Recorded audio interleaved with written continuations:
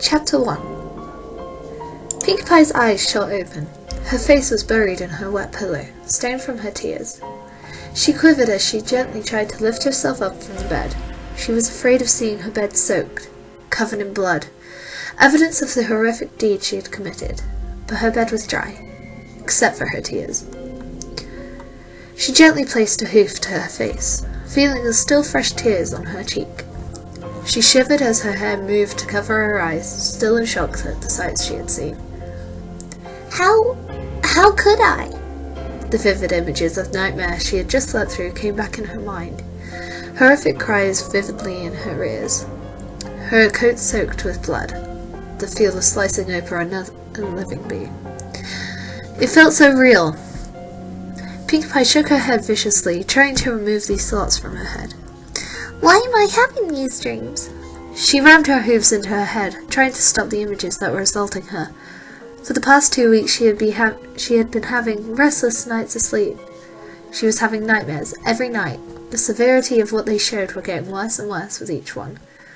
The first dream hadn't been too scary. She was attacked by a monster. She had shrugged it off easily, and it wasn't too different from the rest. And from a normal day, really. From there, the monsters changed. One night she was attacked by the pony of death who wanted her soul for domination. Another night it was a faceless settler pony whose presence quaked her very being. The next night she suffered from a disease and starvation as her body had begun to rot but was denied death from the pain. She could handle those dreams. They weren't real after all. A good party with her friends made all those scary thoughts go away. She tried changing her diet for a day to see if the bad dreams would go away, and it worked for one night, but only for a night. The next night she dreamt of being a monster, one with sharp teeth and claws. She was the monster, and she had attacked and eaten herself. She still remembered the gagging taste the dream had left in her mouth. The next dream had her terrorizing ponies throughout Ponyville. She wrecked homes, crops, products, and lives.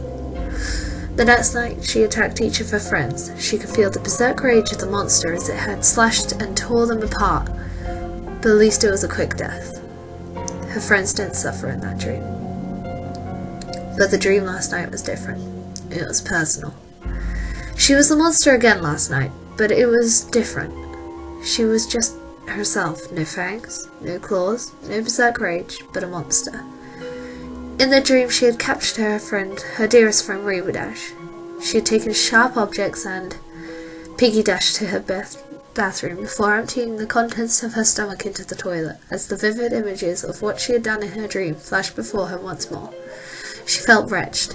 How could her mind even come anywhere close to thinking of such horrible, horrific things? She loved her friends. She loved them more than the sun, than her sweets, than her parties, than life itself. Especially Rainbow Dash. Rainbow Dash was the coolest, most awesome, fun-loving pony she had ever met. If she wanted to just hang out, or have fun, or pull some pranks, or share some sweets, or help throw a great party, it was Rainbow Dash who was there for her.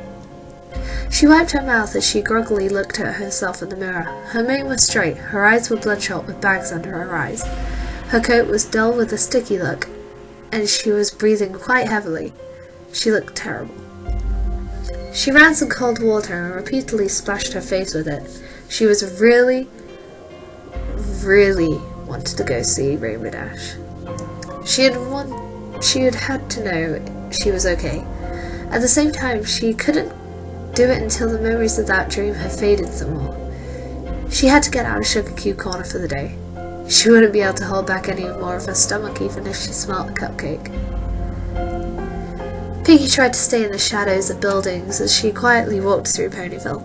The fresh air and the warm sun weren't any comfort today. She didn't want to look at any pony either, worried their faces would trigger another flash of awful images in her mind. She had nowhere in mind to go. She just had to wander, to get away from Sugar Cube Corner, from her room, from anything that would remind her. She looked up and around. She had lost track of how much time had passed since she started her little trek. Thankfully, no one had stopped her to ask her why she was acting so differently today. She knew all the other ponies had started to notice dips in her cheeriness ever since the dreams she had been throwing more parties than ever before, but more and more they weren't enough.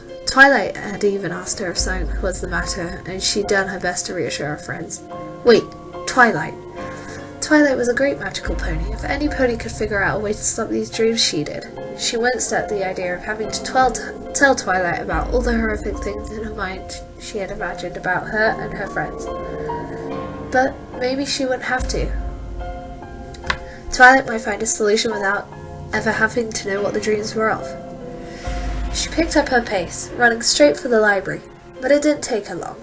She figured her body must have been taking her there by instinct. It did have a funny way of working that way. She ran to the door and knocked a little frantically. It didn't take long for the door to creak open. "Oh, hey, Pinkie Pie," Twilight said, surprised, but happy to see a friend. "Is this an invitation to a party again?" Twilight stopped as she blinked, noticing the distressed look of her friend. "Are you alright, Pinkie? You don't look so good." No, I'm not, Twilight. Can I come in?" Pinkie said, minding her manners for once. "Of course, Pinkie. Please make yourself at home," Twilight said quickly, offering her friend hospitality. "Thank you," Pinkie said quietly as she trotted into the house. She quickly headed for the table in the center of the room, sitting on one of the red velvet pillows before it. She rested her head on the table, closing her eyes as she took a soft sigh to try and relax, remembering her friend's favorite hot beverage. "Can I get you something to drink? Perhaps some hot chocolate?" Twilight said. "No sweets, please. If you had some coffee, that would be great. No cream or sugar," Pinkie softly groaned. "No sweets?" Twilight said in shock. "Oh my, this really is serious," she said as she quickly prepared her friend the hot drink she requested. She levitated it before Pinkie, who groggily took it and began to drink. She grimaced at the bitter taste. "Pinkie, what's the matter? You can tell me," Twilight said, sitting down to her downcast friend. Twilight could see the signs. Her mane was straight, her coat was dull, her eyes bloodshot with bags under them, and most noticeable of all, she wasn't radiating the energetic aura of Pinkie Pie. "Oh, Twilight, it's awful," Pinkie Pie hooves in over her head. "It's the most awful thing that's ever happened to me. I can't even believe what's happening to me. It's so awful. I can't sleep. I can't rest. Even parties aren't helping. I need relief. I need to stop this, but everything I've tried only seems to make it worse," Pinkie said. Her voice was quivering. Twilight couldn't help but be surprised at how terrified her friend sounded. "Pinkie, tell me, what exactly is this awful thing that has happened?" Twilight tried to reassure Pinkie that everything would be alright. Pinkie took a deep breath, steeling her nerves. "I've been having nightmares, Twilight," Pinkie finally said. "Awful, horrible, relentless nightmares. I was throwing more parties to forget them, but they kept coming. I tried changing my diet. I tried relaxing before bed. I even tried falling asleep in a handstand with a lemon in my mouth whilst taking in the shower. But nothing works. And last night's nightmare was the worst of them all." "Nightmares?" Twilight said, tapping her chin for a moment. "1 second," she said as she got up and quickly ran over to the bookshelf. She began to pull out books, checking them out, scanning them one by one. No. Not you. You're not right either." It took about 10 minutes before Twilight finally filled out a book that looked like it is satisfying. "Aha!" she said, as she trotted back to the table and opened the book, flipping through the pages quickly.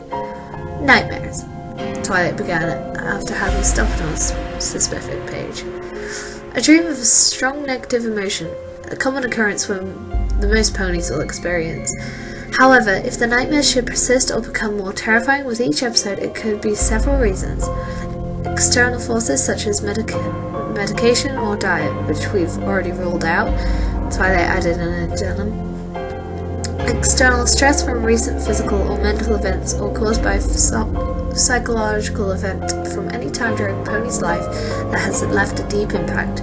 There are several ways to determine what kind of nightmare is being experienced and what's the best manner of treating them are," Twilight said before silently reading the next part. "So that book can help me stop the nightmares?" Pinkie asked, hope rising in her heart. "Looks that way. Of course, I can't stop you from having nightmares for the rest of your life, though. They're a normal part of sleep, but I can help you with your constant nightmare issue," she said, still reading. There's a spell in here that'll let me look into your mind to see the memories of your dreams. That way I can see what you've been dreaming about and apply the proper spell to try and help. The hope that had risen inside of Pinkie Pie fell to her gut like a boulder in a lake. No, Twilight, Pinkie said, shaking her head furiously. You can't see my dreams. They're... Pinkie covered her face with her hooves. They're too horrible, Twilight. I don't want anybody to see what I've seen. Her voice was trembling. Tears were threatening to leave her eyes once more. She looked up, and she felt Twilight's hoof placing against her shoulder, and a look of concern on her face. I can't imagine what kind of dreams you've been having, Pinkie, but I can see the pain on your face. It's affecting who you are, and I can't just let this go. You've came for me to help, and I am going to help you. Please, you have to let me see what you've seen, so I can help. Twilight pleaded it to her friend. Pinkie lowered her head as she held back the tears burning into her eyes, with all that might, swallowing hard as she knew her friend wanted to make everything better and might have the power to do so. Twilight, Pinkie muttered in a hushed breath, holding back a sob. Yes, what is it, Pinkie? Twilight asked in a similar hushed voice. Please, you have to promise me that what you're about to see won't change your opinion of me. Pinkie sniffed deeply. I swear, Pinkie, I won't think of you as anything but the dear friend I know and love, Twilight said. Pinkie saw her smile. It was so reassuring. So comforting. Pinkie Pie swear? Pinkie asked one last time. Twilight just seemed to smile a little amused. Cross my heart, hope to fly, stick a cupcake in my eye. Twilight did the motions of Pinkie Pie swear, mimicking sticking pastry into her face. Pinkie took a moment to let it sink in, then squeezed her eyes shut and lowered her head a little. All right. I trust you, Twilight, Pinkie softly muttered as she did her best to prepare for whatever was going to happen next. Twilight nodded softly as she remembered the spell from the book, her whole glowing with light as she concentrated on it and gently swept her hair, covering Pinkie's forehead behind her ear to hold it, and gently tapped the tip of her horn against Pinkie's skull.